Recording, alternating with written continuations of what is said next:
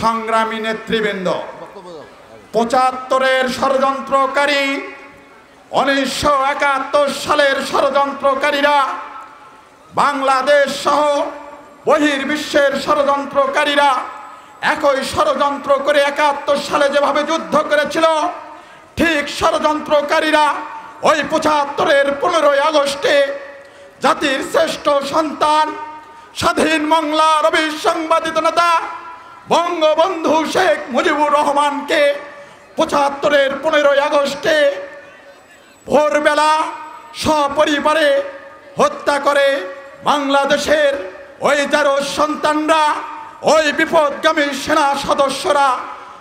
এই ষড়যন্ত্রকারীরা একইভাবে ২০০৪ সালে জননেত্রী শেখ হাসিনাকে হত্যার জন্য গ্রেনেড হামলা করেছিল। সংগ্রামী সাথী বন্ধুগণ, 15ই আগস্ট সম্পর্কে আজকের প্রধান অতিথি আমাদের মাঝে দিক নির্দেশনামূলক বক্তব্য দিবেন।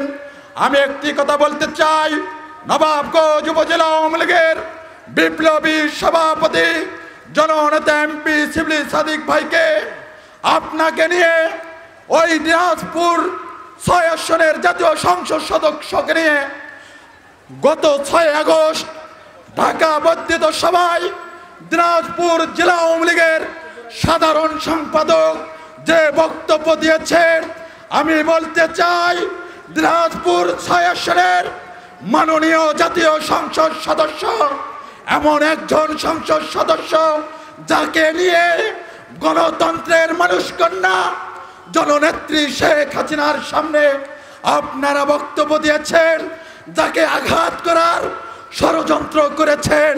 আপনি হয়তো বা জানেন না, দিনাজপুর ৬ আসনের মাননীয় জাতীয় সংসদ সদস্য তিনি হীরাকে যত আঘাত করা হয় তত হীরার সৌন্দর্য বৃদ্ধি পায়। সংগ্রামী বন্ধুরা আমার, শিবলী সাদিককে যতবার আঘাত করবেন ততবার শিবলী সাদিকের সৌন্দর্য বৃদ্ধি পাবে। আমি বলতে চাই, শিবলী সাদিকের সঙ্গে জননেত্রী শেখ হাসিনা আছে, শিবলী সাদিকের সঙ্গে জননেত্রী শেখ হাসিনা, বাংলাদেশ আওয়ামী লীগ দিনাজপুর ৬ আসনের সকল জনগণ আছে। প্রিয় ভাইয়েরা আমার, আমি এইটুকু বলতে চাই, গতকাল সাইদি সাহেব মারা গেছে, আমরা তার রুহের আত্মার মাগফিরাত কামনা করি।